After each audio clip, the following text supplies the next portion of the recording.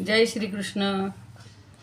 रोज आपल्या भारतीय संस्कृतीनुसार चांगले चांगले काहीतरी दिवस असतात.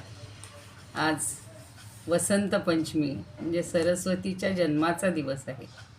सरस्वतीची प्रार्थना करणं, तिची उपासना करणं याचा दिवस आहे. तर सगळ्यांना शुभेच्छा देते. आपले जे जे काही उपक्रम असतील ते यशस्वी होऊ देत. आध्यात्मिक, सामाजिक, कौटुंबिक सगळ्याच उपक्रमांसाठी शुभेच्छा. वसुदेवसुतं देवं कंसचाणूरमर्दनं देवकी परमानन्दं कृष्णं वन्दे जगद्गुरुं.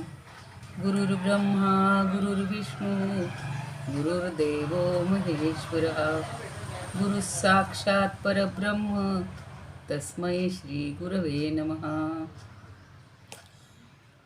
शान्ताकारं भुजगशयनं पद्मनाभं सुरेशं विश्वाधारं गगनसदृशं मेघवर्णं शुभांगं लक्ष्मीकान्तं कमलनयनं योगिभिर्ध्यानगम्यं वन्दे विष्णुं भवभयहरं सर्वलोकैकनाथं.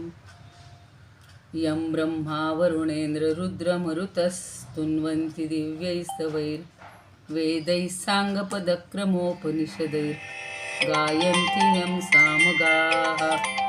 ध्यानावस्थिततद्गतेन मनसा पश्यन्ति यं योगिनो यस्यान्तन्न विदुःसुरासुरगणा. देवाय तस्मै नमः. देवाय तस्मै नमः. आज 14 फेब्रुवारी वसंत पंचमी. आपण सरस्वतीची उपासना करूया. ही विद्येची आणि ज्ञानाची अधिष्ठात्री देवता म्हणजे सरस्वती. या सरस्वती देवतेला असं म्हटलेलं आहे की हे भगवती सरस्वती देवी, तुझ्या दोन्ही चरणांना मी वंदन करतो आणि तव नवमी सरस्वती पादयुगम असं हे स्तोत्र आहे. छान. सूर्य, चंद्र, ब्रह्मदेव, विष्णू यांनी जिचं स्तवन केलं आहे, ज्याच्यावर विशेष प्रकारच्या गंधाचा आणि कुंकवाचा दाट लेप दिलेला आहे, अशा चरणद्वयांना मी नमस्कार करतो किंवा करते. या चरणद्वयांची विशेषणं या सगळे स्तोत्रात आलेली आहे. सरस्वतीचे 2 चरण कमल, त्यांची विशेषणं सगळे आलेली आहेत आणि रत्नांच्या मनोहर कांतीप्रमाणे ते सगळं तेज त्या ठिकाणी त्या चरणांना आहे. या चरण युगाचं दर्शन संतती संपत्तीकारक आहे. हे चरणयुग्म जड लोकांचे आश्रयस्थान आहे. या चरणयुग्मामध्ये परमार्थविषयक गोष्टींचा पूर्ण विचार आलेला आहे. परमार्थ आणि विवेकविधी. देवांच्या डोक्यावरील मुकुटातील रत्नांमुळं जे शुभ्र किरणांनी युक्त झाले आहेत, सुरमौलिमणी द्युती शुभ्रकरम असं आलेलं आहे एक ठिकाणी. आणि आपल्या धवल कांतीनं जिनं चंद्राला आणि चंद्रधारण करणाऱ्या शिवाला झाकून टाकलेलं आहे. निज कांती विलेपित चंद्रशिवम असं एक वर्णन आहे.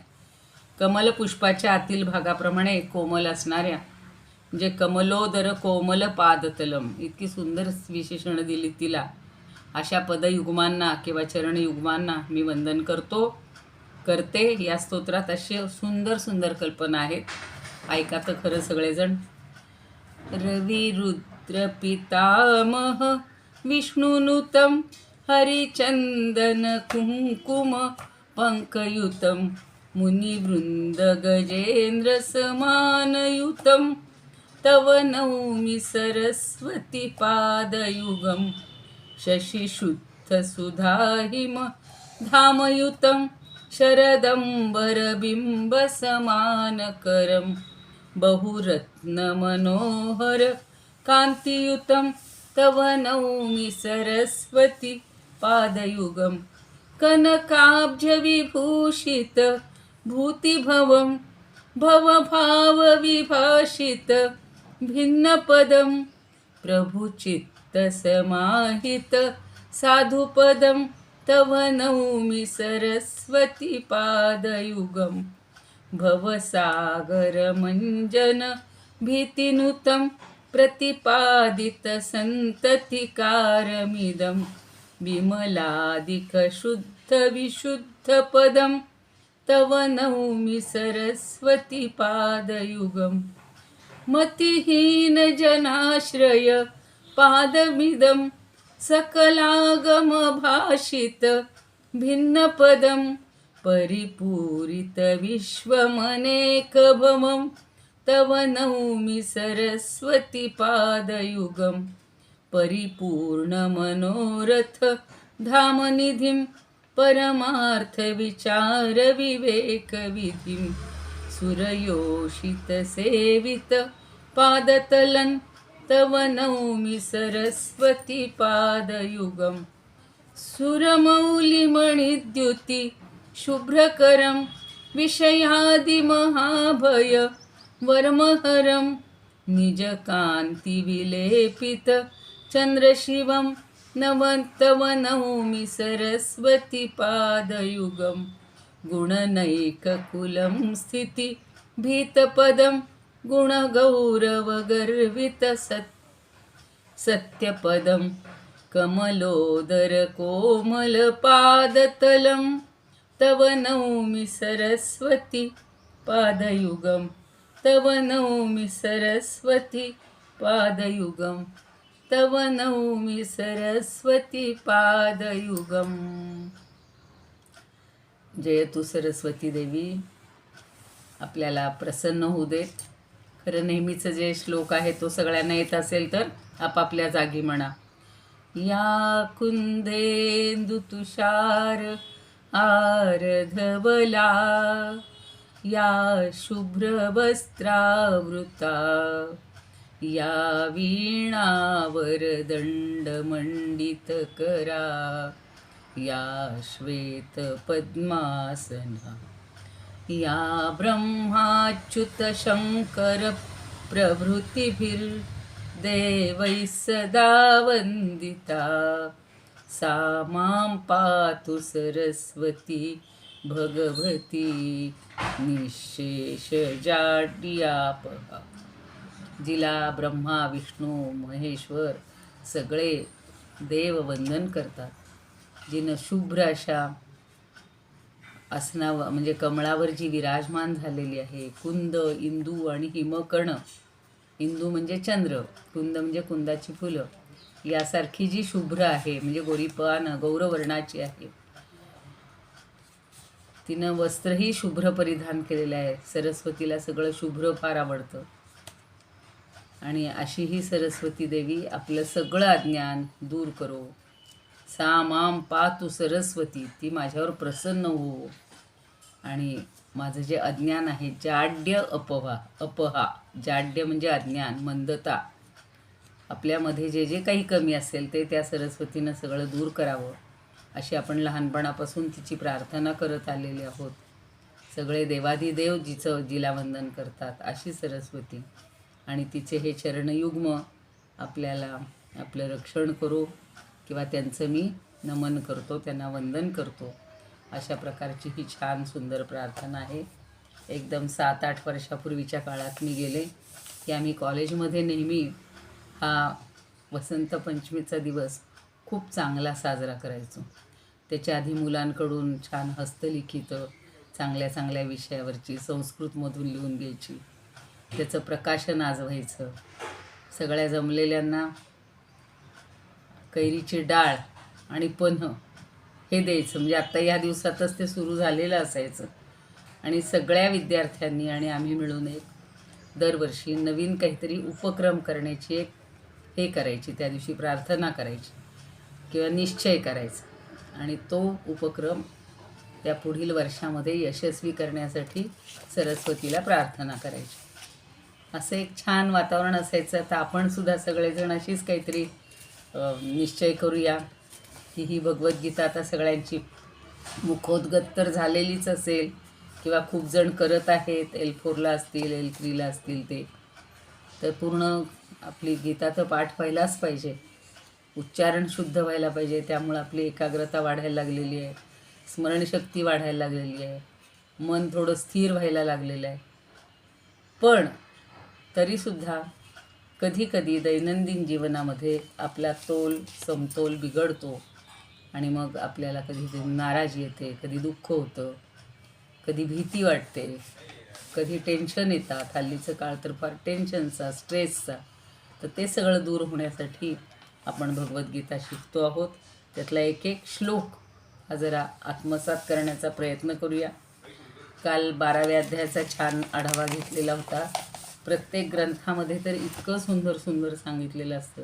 मी म्हणलं तसं त्या स्वामीजींनी सांगितलं की 12वा अध्याय म्हणजे गंगा जलापेक्षा पवित्र आहे, म्हणजे गंगा जला समान आहे, अमृता समान आहे, म्हणून तिला अमृतधारा म्हणलेलं होतं. आपण आता 13व्या अध्यायाला सुरुवात केली होती. काल फक्त श्लोक वाचून झालेला होता, म्हणून झालेला होता. त्याच्यातली आता बारकावे आणि समश्लोकी वगैरे सगळं आपल्याला पाहायचं आहे. तर आज 13व्या अध्यायाचा पुन्हा एकदा पहिला श्लोक मी म्हणते आणि त्याचं आपण सगळं समजून घेऊया. ओम श्री परमात्मने नमः. अथ त्रयोदशोऽध्यायः.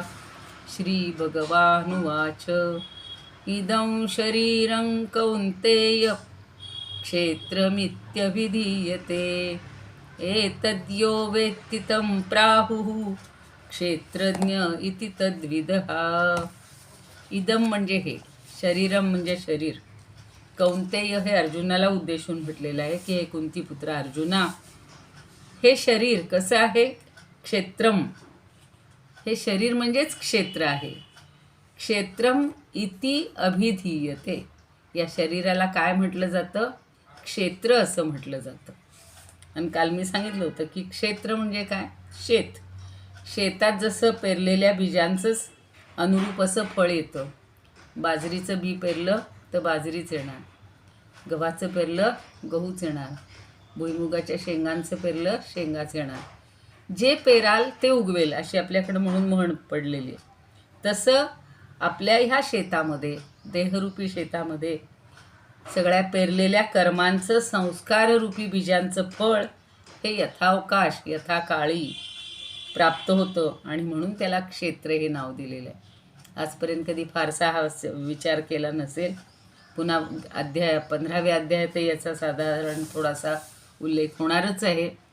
पण इति अभिधीयते म्हणजे या शब्दानं ते सांगितलं जातं.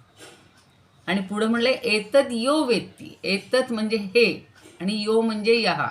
यहा म्हणजे जो. हे जो जाणतो, वेत्तीचा अर्थ आहे, विद धातू आहे त्याच्यामध्ये, विद्वान शब्द त्यावरून आलाय बघा. तर हे जो जाणतो तम क्षेत्रज्ञ इति तद्विदः प्राहुः. प्राहुः म्हणजे संबोधतात. कोण? तद्विदः. तद्विदः म्हणजे हे तत्व जाणणारे, जाणणारे लोक क्षेत्रज्ञ या नावानं त्याला ओळखतात. म्हणजे हे जो जाणतो, हे देह म्हणजे शेत आहे असं जो जाणतो त्याला तद्विदः म्हणजे त्याला, त्या तत्व जाणणाऱ्यांना ज्ञानी लोक संबोधतात क्षेत्रज्ञ. जे अंतरात्मा जो आहे तो क्षेत्रज्ञ आहे आणि त्याला, क्षेत्राला तो जाणतो, त्याला सगळी क्षेत्राची कल्पना आहे, त्यानंच निर्माण केलेलं आहे सगळं. आणि म्हणून त्याचं तत्व जाणणारे ज्ञानी लोक क्षेत्रज्ञ असं म्हणतात. बघूया आता समश्लोकी. अर्जुना ह्या शरीरास म्हणती क्षेत्र जाणते, जाणे हे क्षेत्र जो त्यास क्षेत्रज्ञ म्हणती तसे. जो ह्या क्षेत्राला जाणतो त्याला क्षेत्रज्ञ असं म्हणतात. असं सोप्या शब्दात आपल्याला विनोबा म्हणतात. आता तुकाराम महाराज म्हणतात, षड्गुणालंकृत भगवान बोलत, लावी बापा चित्त सांगतो गा. शब्दांच्या आशंका आल्या भेऊ नका, पूतना सविका जिरविली म्या. पूतनेसारखं मी विषासह तिला जिरवलेलं आहे. सविख, विख म्हणजे विष. देह हेच क्षेत्र म्हणून पवित्र, म्हणजे ते विचित्र कुंतीपुत्र. यास जो जाणेल क्षेत्रज्ञ होईल, तद्वेत्याचा बोलायसा तुकी. त्याला जो जाणेल तो क्षेत्रज्ञ आहे आणि म्हणून त्याला तुकी म्हणजे तुकारामानी. देह हा क्षेत्र म्हणूनी कौंतेया म्हणिजे तसे, वामन पंडित म्हणतात. क्षेत्रज्ञ जो यासी जाणे तद्वेत्ते बोलती असे.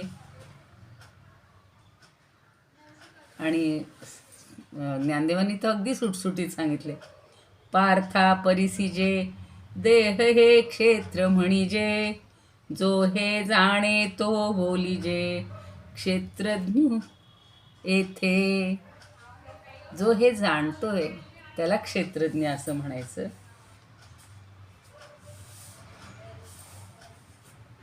आणि मुक्तेश्वर म्हणतात, श्रीकृष्ण म्हणे पार्था परियेसी हे देह क्षेत्र जाणावे यासी. हे जाणे जो नेमेसी तो क्षेत्रज्ञ जाणावा. तर उद्धव चितगण म्हणतात, देव म्हणे तुझं फक्त निरूपण सांगितल्यावरी ज्ञान कथावे.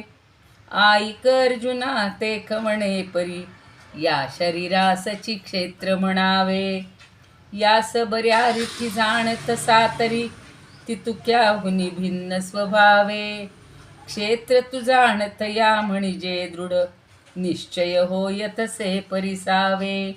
निश्चय होय तसे परिसावे. परिसावे म्हणजे ऐकावे. परिसाहो तुलसी रामायण नेहमी ज्ञानदेव पण परिसावे परिसावे शब्द सारखा वापरत असतात.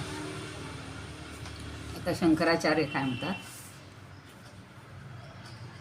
इदम हे सर्वनाम आहे. जसं मराठीत आपण हे, हा, ही हे वापरतो त्याला इदम म्हणतात संस्कृतमध्ये.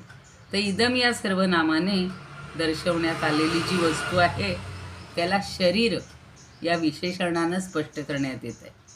अरे कौंतेया कुंतीपुत्रा, शरीराला ज्या जखमा वगैरे होतात त्यांच्यापासून शरीराचं रक्षण करण्यात येतं. म्हणून हळूहळू क्षीण होत होत ते शरीर नष्ट होत जातं. किंवा शेताप्रमाणे या ठिकाणी कर्माचं फळ निर्माण होतं, म्हणून याला क्षेत्र असं म्हटलं. आणि या ठिकाणी इति या शब्दाचा अर्थ याप्रमाणे, इति म्हणजे असे किंवा याप्रमाणे.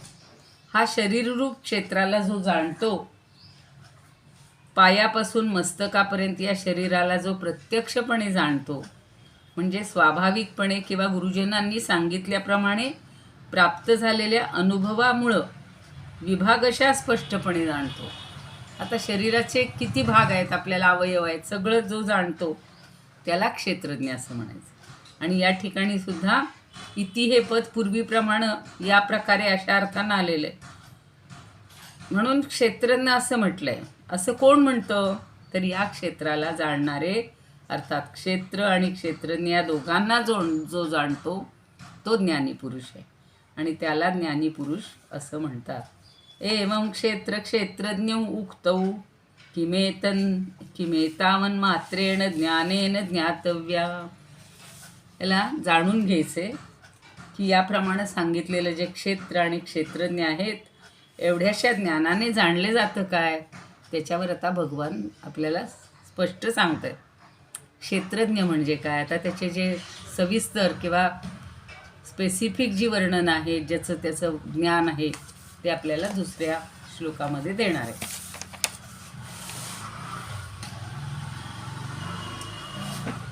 तर क्षेत्रज्ञामध्ये जाणून कुणाला घ्यायचे हो, तर अर्थातच परमात्म्याला, परमेश्वराला. आणि ज्ञान कधीही नष्ट होत नाही किंवा वाया जात नाही. ते सुप्त रूपानं आत्मरूपाच्या ठिकाणी अस्तित्वात असतंच. त्यामुळं आपण जे इतक्यांदा महाप्रलय झाले, हे झाले, तरीसुद्धा जे गूढ ज्ञान आहे ते कधीही नष्ट झालेलं नाही. म्हणूनच भगवान अर्जुनाला विजय ह्या नावानं पण संबोधतात आणि त्याला म्हणतात की क्षेत्र या शरीरास संज्ञ विजया आहे अशी जाणती. याला त्यासच तज्ज्ञ लोकही असे क्षेत्रज्ञची बोलती. संज्ञा म्हणजे संज्ञा किंवा नाव. तर या शरीराला क्षेत्र अशी संज्ञा आहे आणि त्या क्षेत्राला जो जाणतो त्याला तज्ज्ञ किंवा अध्यात्मते असं क्षेत्रज्ञ असं म्हणतो. आता या शरीराला म्हणजे हा देह कसा आहे हो, स्थूल देह आहे. मग याला क्षेत्र का म्हणतात? वास्तविक त्याच्यात काय आहे हो? 7 धातू आहेत, आपण मागे पाहिलेले आहेत. रस, रक्त, मांस, अस्थि, मज्जा, शुक्र आणि ओज. ओज हा एक 8वा धातू मानला जातो. शिवाय साध्या भाषेत बोलायचं झालं तर मांस आहे, आतमध्ये रक्तवाहिनी आहेत, नाही का. सगळे शरीराची ठेवण जेवढे अवयव आहेत, मुख्य अवयव मानले जातात. पंचप्राण आहेत, त्यांचे 5 जणांचे 5 जागा आहेत, त्यांची कार्य आहेत. असं सगळं जे क्षेत्र आहे त्याच्यातल्या दिसणाऱ्या गोष्टी आपल्या समोरून दिसतात. सगळे चेहरा, पंच ज्ञानेंद्रिय, पंच कर्मेंद्रिय, हे सगळं आपल्याला दिसतं आणि या सगळ्याला क्षेत्र असं म्हटलंय. पण त्याचं ज्याला ज्ञान आहे, तो जो जाणतो त्याला क्षेत्रज्ञ असं म्हणतात. क्षेत्रज्ञांच्या अपि मां विद्धि, क्षेत्रज्ञांच्या अपि मां विद्धि सर्व क्षेत्रेषु भारत. क्षेत्र क्षेत्रज्ञयोर्ज्ञानम यत्तज्ज्ञानम मतं मम. कालच कुणाच्या तरी व्याख्यानात ऐकलं आणि समर्थाने सांगितलेलं आहे की ज्ञानाचे किती प्रकार आहेत. आजकाल तर इतक्या शाखा वाढत चालले आहेत की प्रत्येकातलं स्पेशलायझेशन जर आपण करायचं म्हणलं तर शाखा शिक्षणाच्या कितीतरी आहेत. पण या सगळ्यात ज्ञान कोणतं श्रेष्ठ आहे ते आता या ठिकाणी सांगतायत. म्हणजे परमात्म्याबरोबर आत्म्याच्या एकतेचं प्रतिपादन करून क्षेत्र आणि क्षेत्रज्ञाचं ज्ञान हेच खरं ज्ञान आहे. म्हणजे आपण अध्यात्मज्ञान, नित्यत्वम वगैरे ऐकलेलं आहे. तर अध्यात्मज्ञान जे आहे, क्षेत्र आणि क्षेत्राचं जे ज्ञान आहे त्याला मुख्य ज्ञान म्हणायचं असं या श्लोकात सांगतात. क्षेत्रज्ञम चापि, तिथे च अपि माम विद्धि. माम म्हणजे मला, विद्धि म्हणजे जाण, समज. सर्व क्षेत्रेषु, पुन्हा सर्व क्षेत्रेषु म्हणजे सगळ्या क्षेत्रांमध्ये काय जाण, तर क्षेत्रज्ञम अपि माम विद्धि. क्षेत्रज्ञ कोण आहे? मीच आहे. क्षेत्रज्ञ म्हणजेच जीवात्मा. सगळ्या क्षेत्रांमध्ये क्षेत्रज्ञ म्हणजे जीवात्मा सुद्धा मीच आहे. माम विद्धि. पहिल्या ओळीत असं सांगितलेलं आहे की हे अर्जुना, सगळ्या क्षेत्रांमध्ये क्षेत्रज्ञ म्हणजेच जीवात्मा सुद्धा मीच आहे असं समज, असं जाण. क्षेत्र क्षेत्रज्ञयोरेवम, नाही, क्षेत्र क्षेत्रज्ञयोर्ज्ञानम यत्तज्ज्ञानम मतं मम. इथला संधी बघा, क्षेत्र क्षेत्रज्ञयोः हा एक संधी युक्त समास आहे. जे क्षेत्र आणि क्षेत्रज्ञांचे ज्ञानम म्हणजे ज्ञान, क्षेत्र आणि क्षेत्रज्ञांचे ज्ञान पुढं म्हणलेलं आहे यत तत् ज्ञानम. यत्त ज्ञानम संधी आहे. यत तत् ज्ञानम. यत म्हणजे जे, तत् म्हणजे ते. जे ज्ञान आहे क्षेत्र आणि क्षेत्रज्ञांचं, जे तत्वता ज्ञान आहे तज्ज्ञानम, त्यालाच ज्ञान असं म्हणायचं. इति मतं मम, इति मम मतं, असं माझं मत आहे असं भगवंत आपल्याला सांगतायत. क्षेत्र क्षेत्रज्ञांचं ज्ञान म्हणजे काय हो? क्षेत्राचे जे काही विकार आहेत त्याच्यातले जे काही घटक आहेत, प्रकृती, पुरुष, अमुक तमुक, सांख्यांनी 25 किंवा 24 तत्व मानलेली आहेत. पंच ज्ञानेंद्रिय, पंच कर्मेंद्रिय, पंच प्राण, पंच तन्मात्रा, हे झाले 20. मन, बुद्धी, अहंकार ते आणि प्रकृती आणि पुरुष. तर हे सगळ्यांच्या सहित यत म्हणजे जे, तत्वता, ज्ञानम जे ज्ञान आहे तेच खरं ज्ञान आहे. मग एखादा म्हणेल डॉक्टरांना हे सगळं ज्ञान असतं, पण त्या परमात्म्याचं आणि आत्म्याचं ज्ञान काही डॉक्टर लोक कोणाला सांगत नाही. कारण त्यांच्या दृष्टीनं ही बॉडी असते. पण आयुर्वेदानं शरीर, इंद्रिय, मन, आत्मा या सगळ्यांचा विचार या देहामध्ये म्हणजे या क्षेत्रामध्ये केलेला आहे. आणि तेच इथं पण सांगत आहेत. पूर्ण श्लोकाचा अर्थ एकदा बघा. हे अर्जुना, तू सर्व क्षेत्रांमध्ये क्षेत्रज्ञ अर्थात जीवात्मासुद्धा मीच आहे असं समज. आणि क्षेत्र आणि क्षेत्रज्ञ अर्थात विकारांसहित प्रकृती पुरुष यांना जो जाणतो, जो तत्वतः जाणतो ते ज्ञान आहे असं माझं मत आहे. भगवंतांनी सांगितलंय की बाकीची ज्ञान ही सगळी तो म्हणजे आहे विषय ज्ञान, प्रत्येक विषयातलं ज्ञान महत्त्वाचंच आहे. पण सगळ्यात महत्त्वाचं ज्ञान असेल तर हे प्रकृती आणि पुरुषाचं ज्ञान किंवा जीवात्मा आणि देहाचं ज्ञान हे पहिलं महत्त्वाचं आहे. आणि तो जे जाणतो तोच खरा ज्ञानी. आता आपल्याला हा अध्याय पूर्ण क्षेत्रज्ञ विभाग म्हटलेले, म्हणजे त्यातले सगळे विभाग आपल्याला समजून घ्यायचे, भाग समजून घ्यायचे. क्षेत्रज्ञ मीची तो जाण, क्षेत्रात सगळ्या वसे. सगळ्यांच्या क्षेत्रात मी आहे असं झालंय का? दुसऱ्याच्या क्षेत्रात तो जीवात्मा नाही, प्रत्येकाच्यात आहे. क्षेत्रज्ञ भेदास जाणणे ज्ञान मी म्हणे. क्षेत्रज्ञ भेदास जाणणे ज्ञान मी म्हणेस. विनोबाजी अगदी सोप्या ह्याच्यात सांगतात की याला दोघांना जाणणं याला ज्ञान म्हटलेलं आहे. तुकाराम म्हणतात, क्षेत्रज्ञ सर्वांचे जो तो निश्चयाचे, मीच ऐसा वाचे सांगतो गा. भारता तू जाण न धरी अनुमान, दोहित जे ज्ञान ज्याचे असे.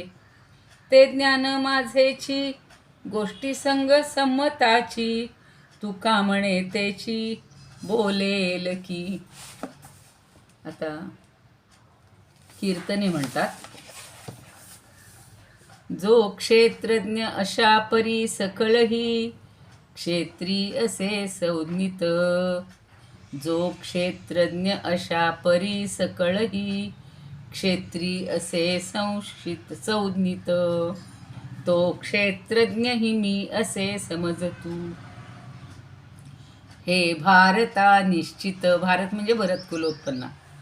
स्थूल क्षेत्र तसे तयात वसता, क्षेत्रज्ञ या जाणणे. ते मी ज्ञान असे म्हणे इतर जे अज्ञान की मानणे. एकदा या क्षेत्रज्ञाचं आणि क्षेत्राचं ज्ञान झालं की तो ज्ञानी किंवा तेच ज्ञान. आणि त्याच्याबद्दलचं जे अज्ञान आहे ते सगळं अज्ञान, त्याला तो ज्ञानी म्हणता येणार. अनंत तनय म्हणतात, सर्व क्षेत्री भरून जोर आहे. सर्व क्षेत्री भरून जोर आहे.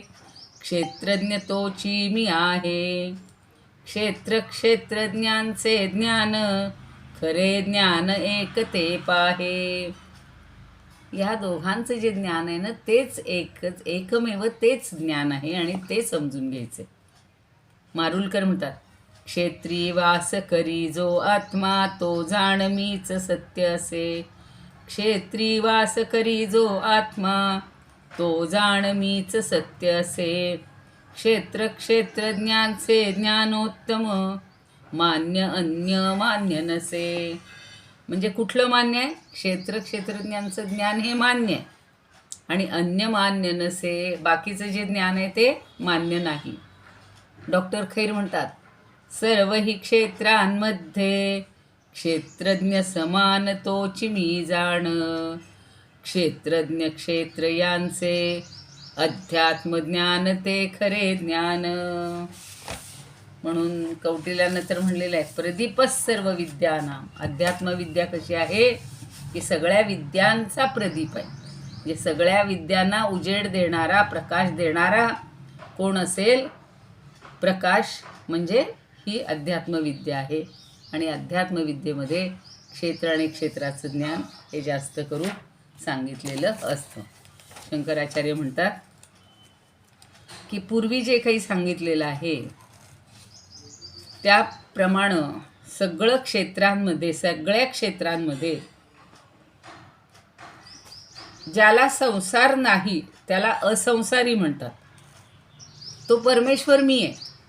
अर्थात सर्व शरीरांमध्ये म्हणजे ब्रह्मदेवापासून गवताच्या पात्यांपर्यंत अनेक शरीराची उपाधी असते आणि या उपाधीपासून विभक्त असलेला जो आहे तो क्षेत्रज्ञ आहे.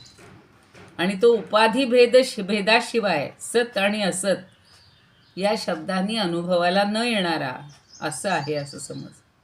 म्हणजे क्षेत्र, क्षेत्रज्ञ आणि ईश्वर यांना यथार्थ स्वरूपात जाणल्याशिवाय अन्य कोणत्याही विषयाचं ज्ञान होणार नाही किंवा करून घेणं उरणारच नाही. तेव्हा जाणण्यास योग्य असं हे क्षेत्र आणि क्षेत्रज्ञ याबद्दलचं ज्ञान आहे. ज्या ज्ञानाच्या योगाने क्षेत्र आणि क्षेत्रज्ञ प्रत्ययाला येतात ते ज्ञान यथार्थ आहे. मी विष्णू ईश्वर या माझे असं मत आहे. म्हणजे स्वतः भगवंत सांगतायत. आणि मग सगळे म्हणतात की पूर्वपक्ष त्याच्यावर शंका विचारतात की शरीरात जर एकच ईश्वर आहे, त्याच्याशिवाय अन्य कोणी भोगता नाही, मग ईश्वर संसारी अनेक शंका विचारलेल्या आहेत. पण त्या काही आपण जास्त खोलात जायला नको. एकेका श्लोकावर खूप खूप काही दिलेलं आहे. हा श्लोक तर अतिशय महत्त्वाचा आहे की क्षेत्र म्हणजे काय, क्षेत्रज्ञ म्हणजे काय, आपल्या जीवनाचं ध्येय कुठलं आहे तर श्रेयप्राप्ती.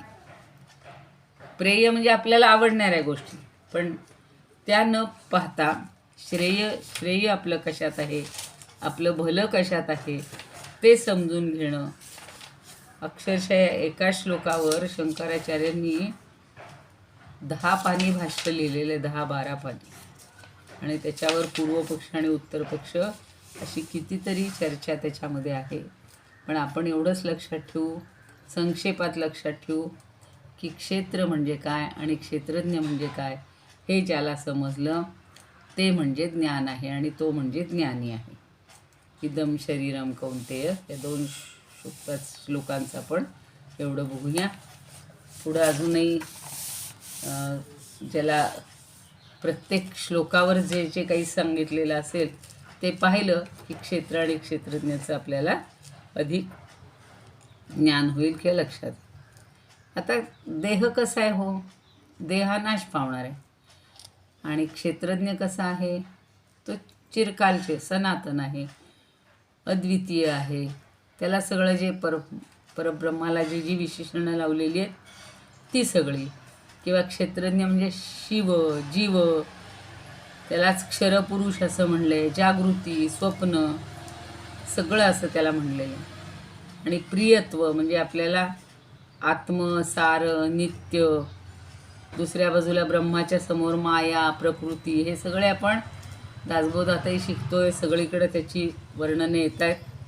पण आत्ता आपण एवढंच लक्षात ठेवू की क्षेत्र म्हणजे शरीर आणि क्षेत्रज्ञ म्हणजे त्याला जाणणारा. बस एवढ्या 2 गोष्टी लक्षात ठेवा.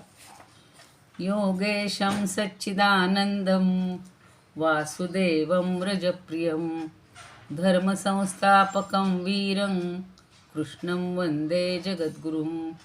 कृष्णाय वासुदेवाय हरये परमात्मने प्रणतः क्लेशनाशाय गोविंदाय नमो नमः. ओम पूर्णमद पूर्णमिदं पूर्णात् पूर्णमुदच्यते पूर्णस्य पूर्णमादाय पूर्णमेवावशिष्यते. ओम शांती शांती शांती.